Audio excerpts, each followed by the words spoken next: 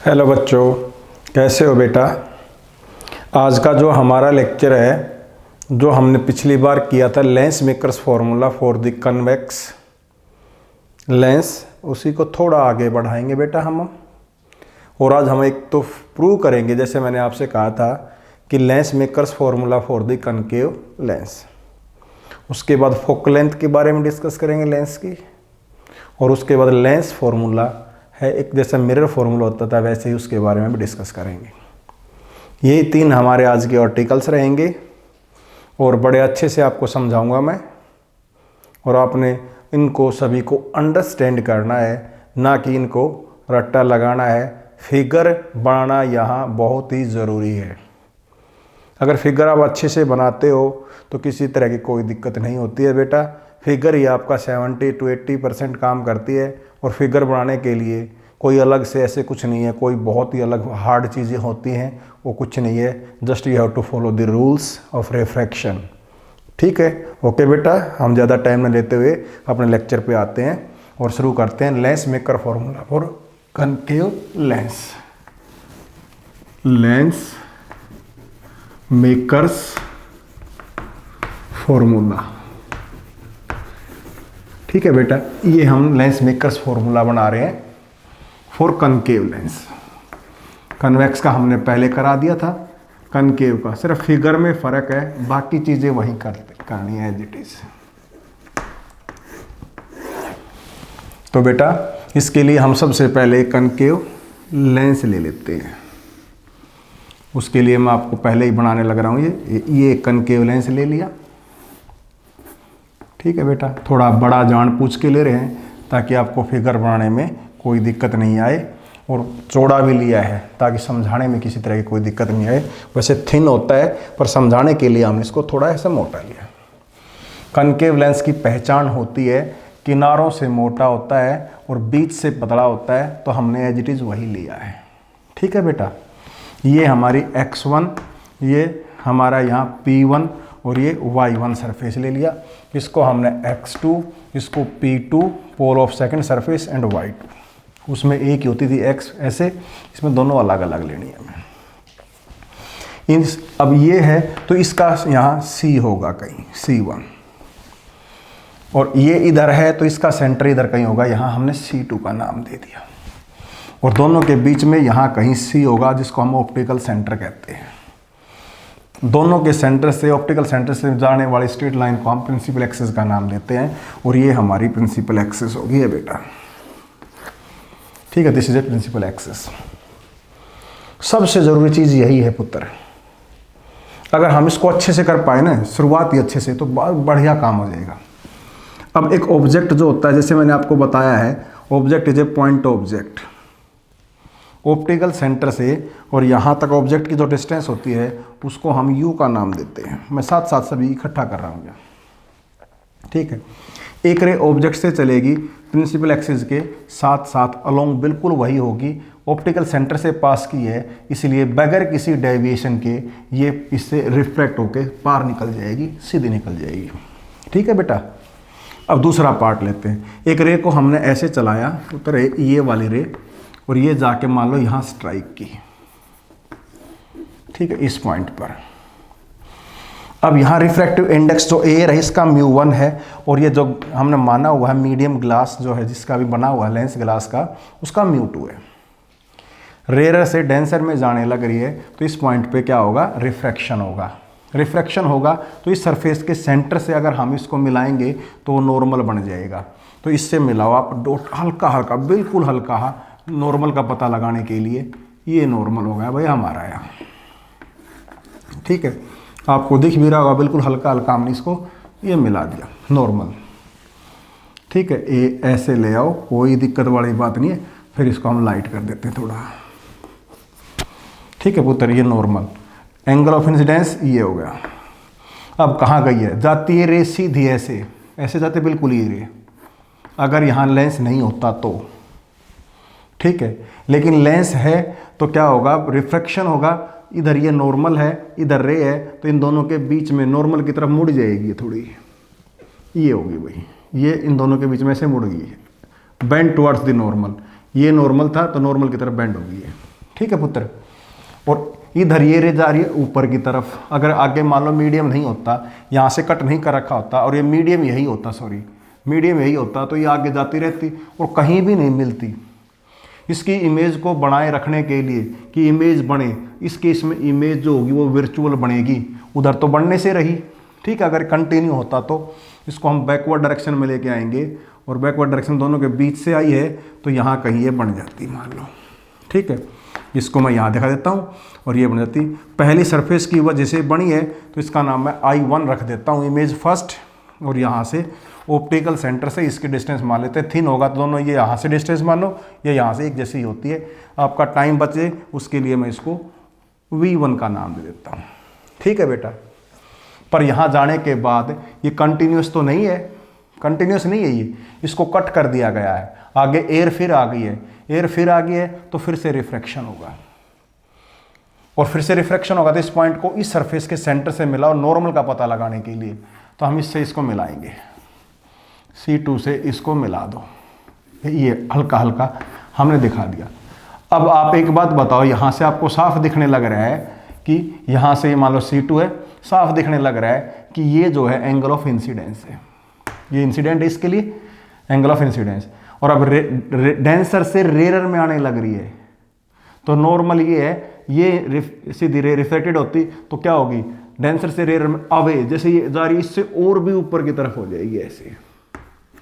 ठीक है, और एक्चुअल में ये रे ऐसे जाएगी पास होने के बाद, डबल रिफ्रैक्शन के बाद, तो यहाँ और भी दूर होगी है, नहीं मिलेंगे दोनों कभी। तो इसको मिला, इसको इमेज को ऑब्टेन करने के लिए हम इस डायरेक्शन में इसको डॉटेड कर देंगे या थोड़ा मिला देंगे और इसका नाम I रख देंगे।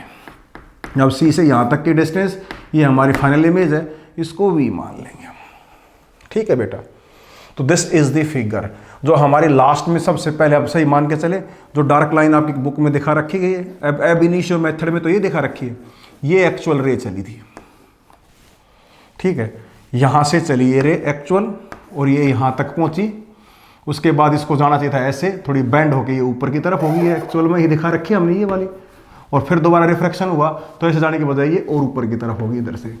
पहले वाले को बैकवर्ड नाम कराया था, पहले की वजह से जो इमेज बनी वो ये बनी थी, V1 नाम दिया, और फाइनल के वाले को वापस बैकवर्ड डायरेक्शन में किया तो ये V का नाम दिया। This is your figure. ठीक है बेटा, समझ में आई या नहीं बात? फिगर बनाना ही हमारा सबसे बड़ा काम था बस। अब जैसे मैंने आपको स्टेप्स बताए हैं वैसे वैसे फॉलो कर लेना है, वही चीज़ें एज इट इज। पहला रिफ्रैक्शन कहाँ से कहाँ हुआ, रेयर से डेंसर में, रेयर से डेंसर में। सरफेस चाहे कैसी भी हो, कनकेव या कन्वेक्स हो, इमेज चाहे रियल हो वर्चुअल हो, फॉर्मूला सेम रहेगा। तो लिख देंगे at surface x1 p1 y1 refraction is from rare to denser. At surface x1 p1 y1 refraction is R to D, rare to denser. So formula is, सीधा ही formula लिख दो, अब हमें टाइम नहीं लगाना है। पहले का रिफ्रैक्टिव इंडेक्स μ1 माना हमने रेयर का, μ1 by minus u plus μ2 by v होता है, पर पहले की वजह से जो इमेज बनी वो V1 I1 बनी है तो V1 डिस्टेंस पे तो V1 लेंगे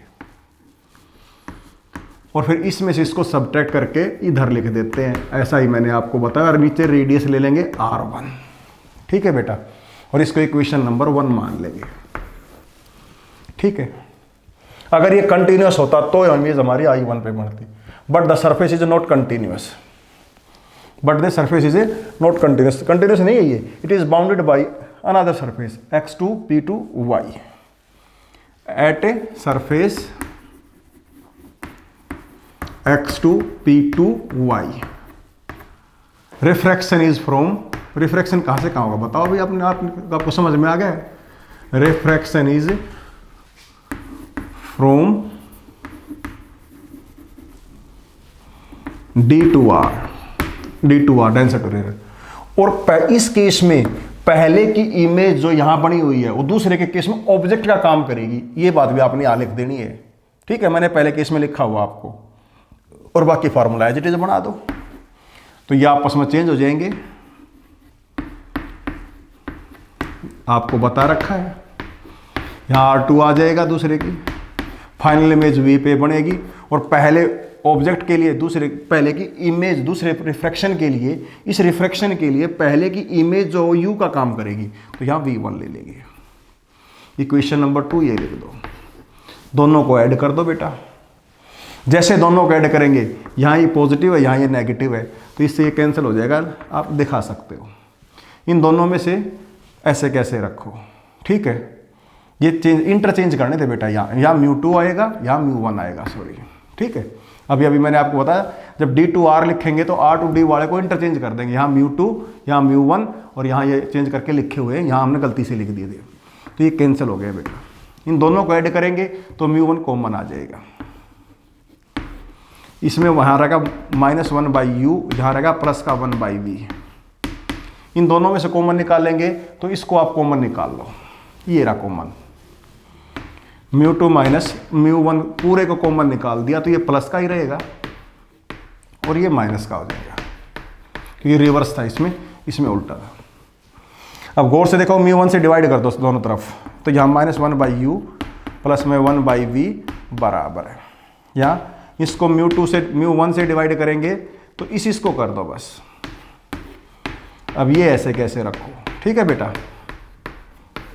अब अलग अलग करो, ये तो ऐसे कैसे रखो, इसकी तो कोई ज़रूरत ही नहीं है।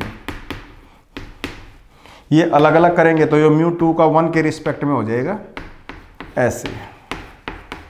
बहुत अच्छे से आता है बेटा, ये पूछा जाता है बार बार में।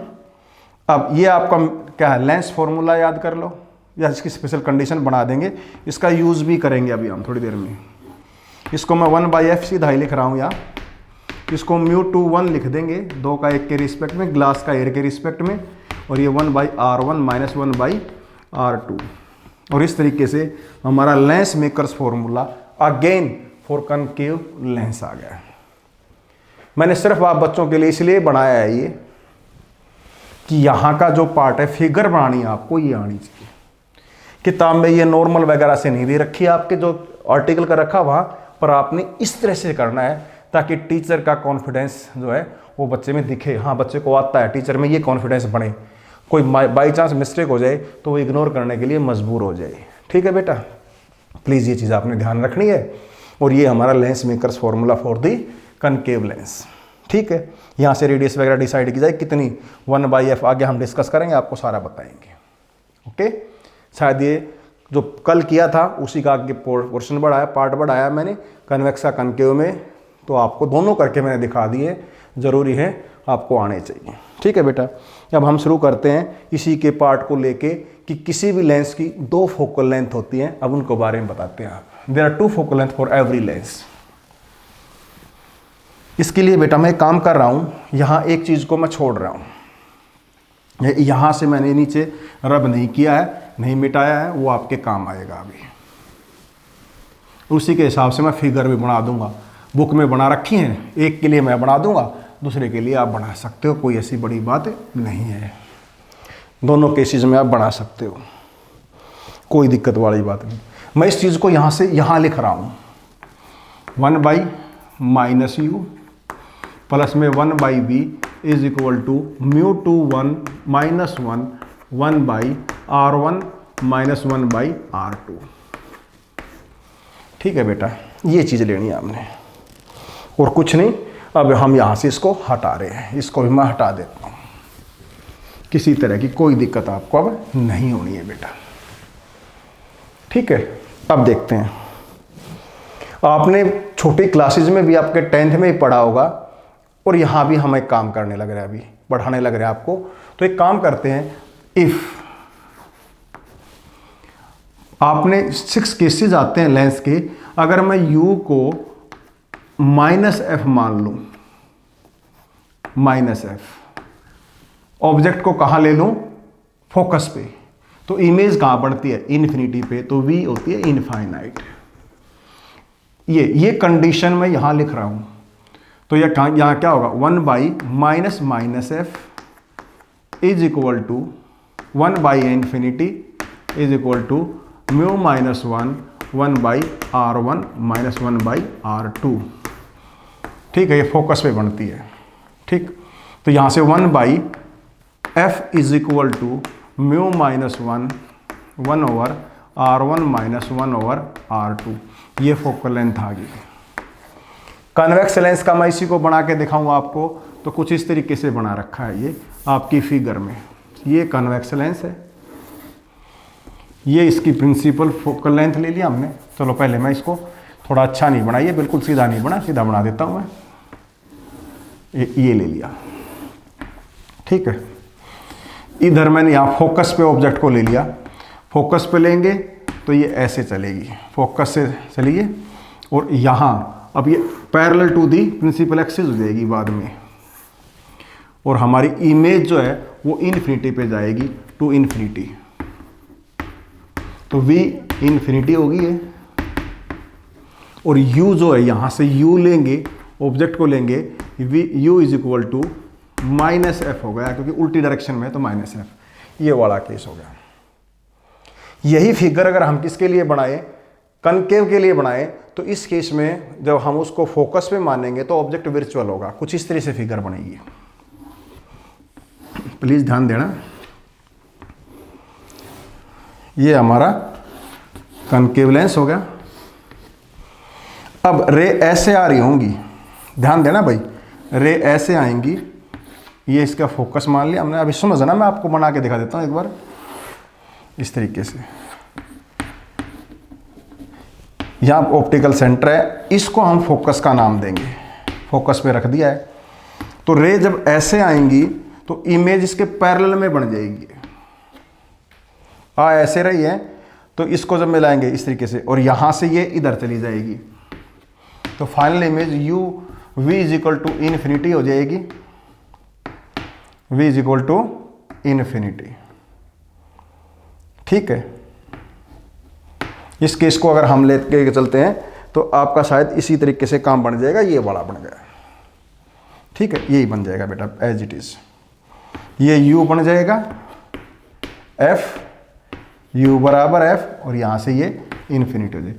ये दोनों इस केस के लिए बन गया अभी ये, ठीक है। अब सुनो, अगर हम ऐसा करते, number 2 case, two focal length of a lens, article का नाम है two focal length of a lens, of a lens. तो पहला केस हमने डिस्कस कर लिया है। दूसरा, इफ u को इन्फिनिटी पे मान लें, अगर ऑब्जेक्ट इन्फिनिटी पे है तो इमेज फोकस पे बनती है। अब इसके लिए तो यहाँ क्या लिखेंगे, u इन्फिनिटी होगा, फोकस पे, इमेज उधर बनेगी इन्फिनिटी पे, तो यहाँ इसमें रखेंगे तो इस फार्मूले में रखो 1 माइनस इन्फिनिटी प्लस में 1/v is equal to, convex lens के लिए मैं करने लग रहा हूँ यहाँ, और यहाँ ये वही एज इट इज, कोई फर्क नहीं रहेगा, बिल्कुल एज इट इज आ जाएगी। ये 0 हो गया तो ये 1/v, v को किसके बराबर मानेंगे, f के बराबर, तो इसको f लिख दिया हमने यहाँ, इसमें इस वाले फार्मूले में ये वाली वैल्यू रख दी, ठीक है। ये 0 हो गया, ये 1/f हो गया है, यहाँ म्यू माइनस 1, और यहाँ से 1/r1 माइनस 1/r2, फिर फोकस आ गया ये कन्वेक्स लेंस के केस में। इसकी भी फिगर बना सकते हो, कोई दिक्कत वाली बात नहीं है, बस अगर किताब में रखा वैसे ही बनाते हो तो और अच्छी बात है, नहीं तो इसी को हम उल्टी डायरेक्शन में चला देते, दोनों केस में, दोनों के केस के वही बन जाती है एज इट इज, ठीक है। तो पुत्र ये देखो,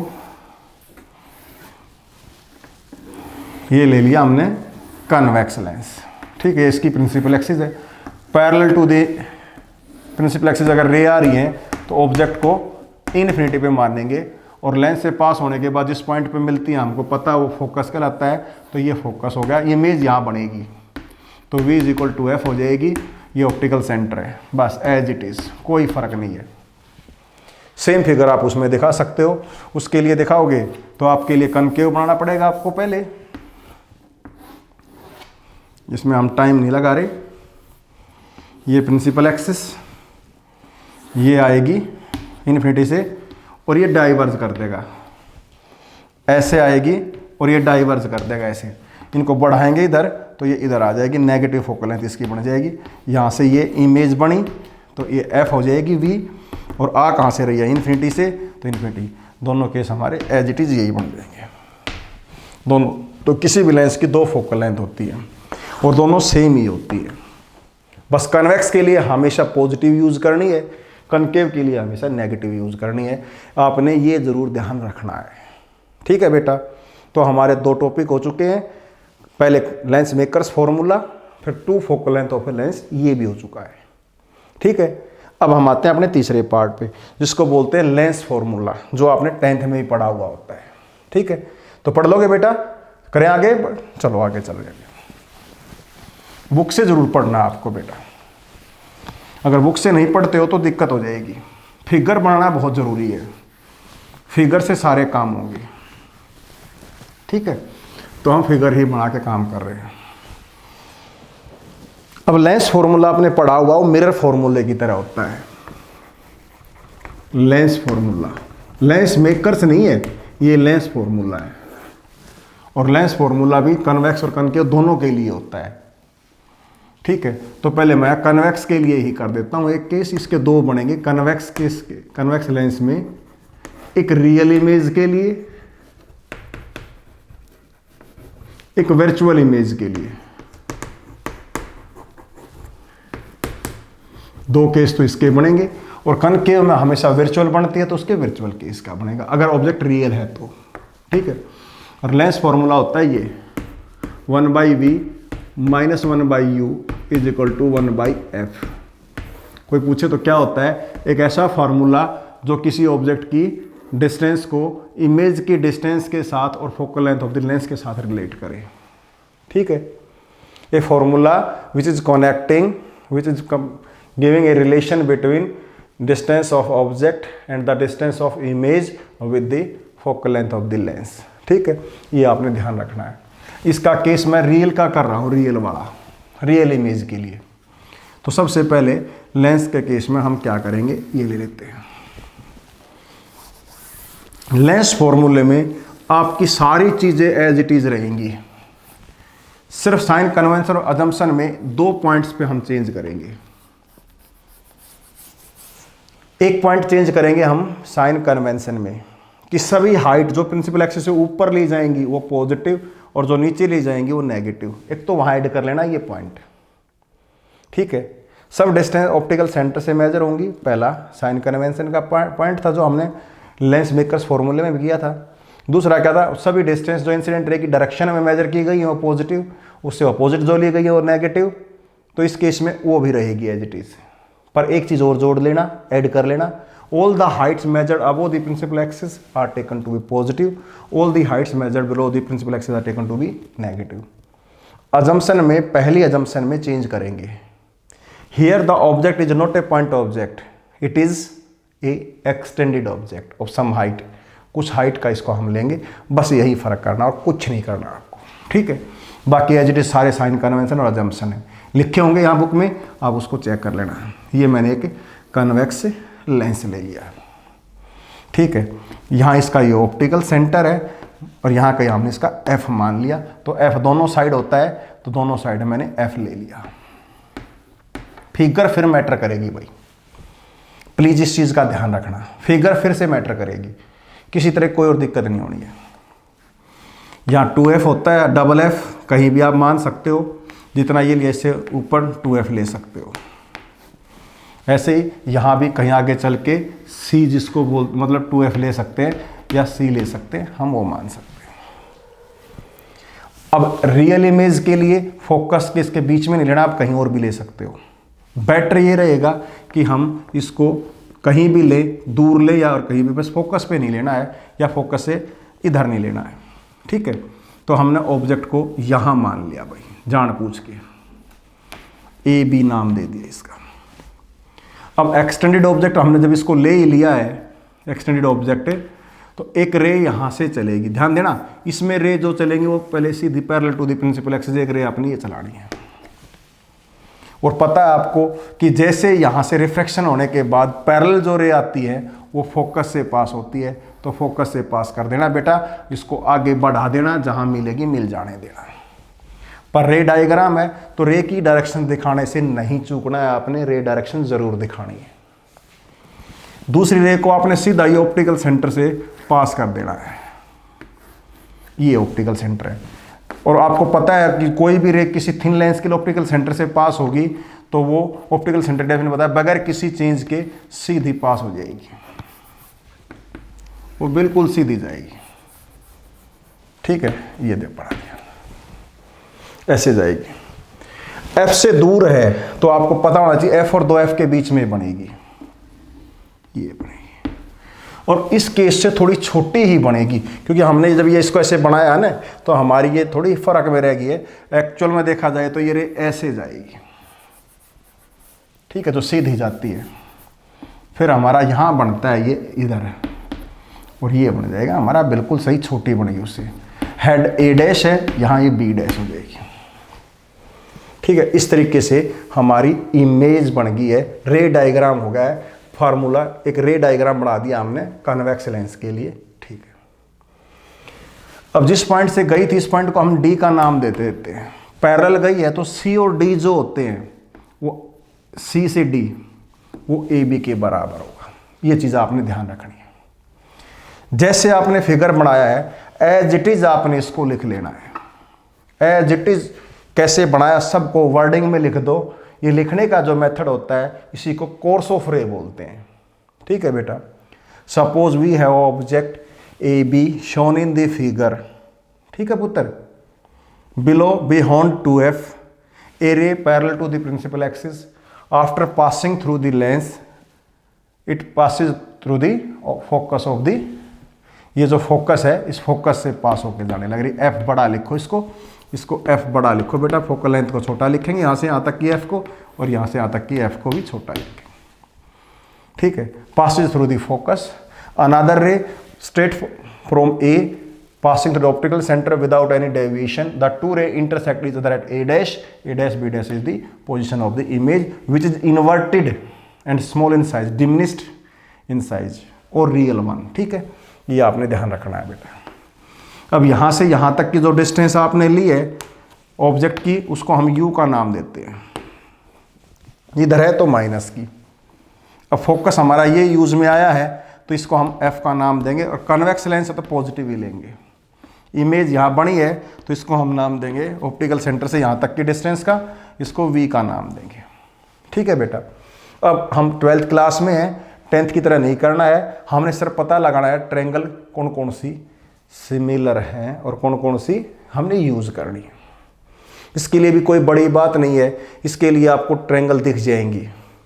एक जो सी पे ट्रायंगल बनी हुई है दो वो ले लो, और दो जो एफ पे बनी हुई है वो ले लो।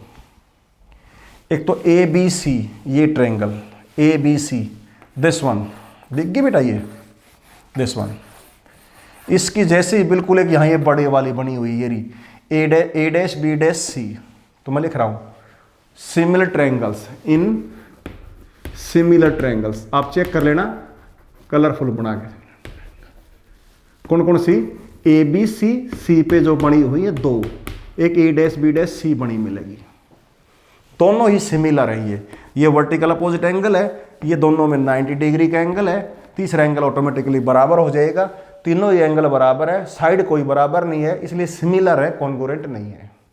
और किसी भी सिमिलर ट्रायंगल्स के अंदर क्या होता है कि जो कॉरस्पॉन्डिंग साइड्स होते हैं उनका रेशियो बराबर होता है।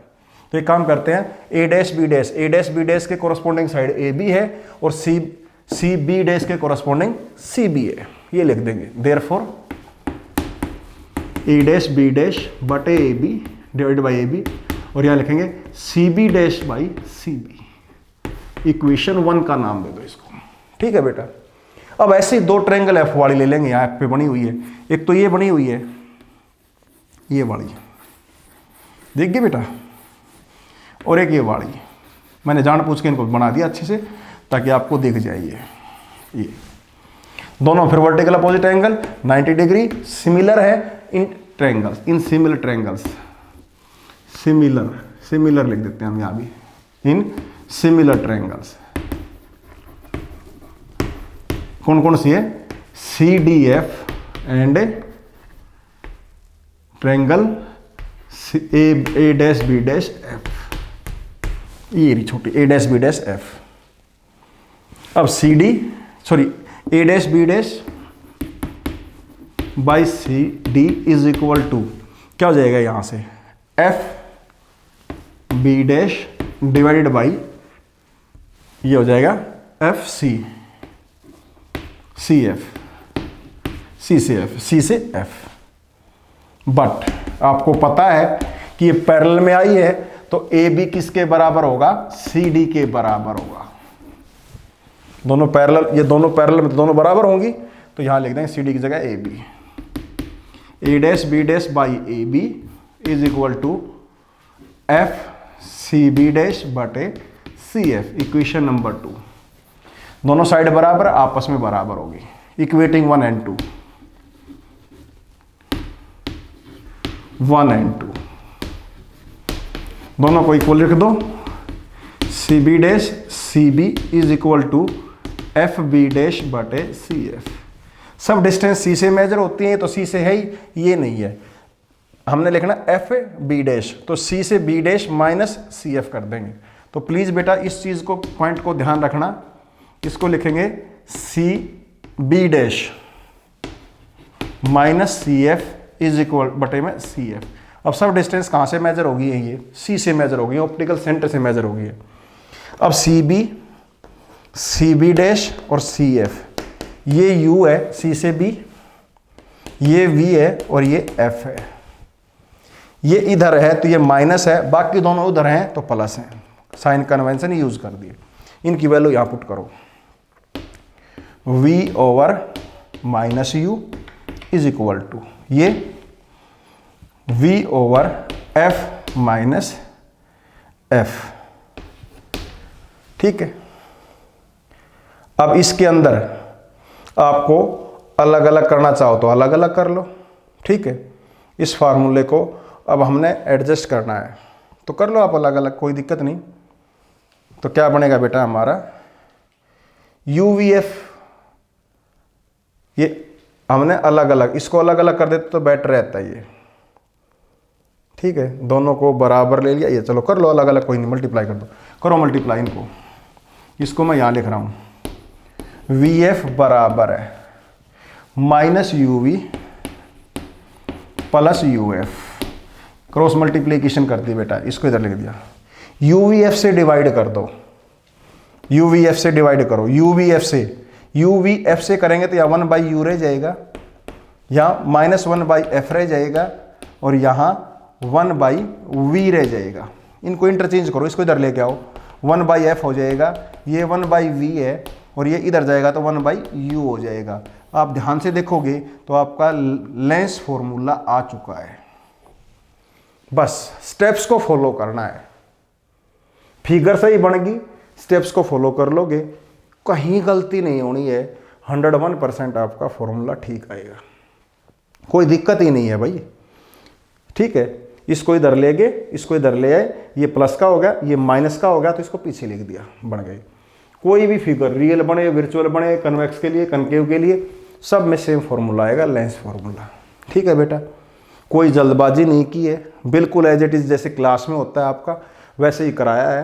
टेक योर टाइम, समझो इसको और अच्छे से करो, क्योंकि अगर इसी का एक पार्ट फिगर तो मैं बनाऊंगा आपके लिए, कनकेव लेंस की, लेंस के लिए, लेंस फॉर्मूले के लिए फिगर बनाऊंगा।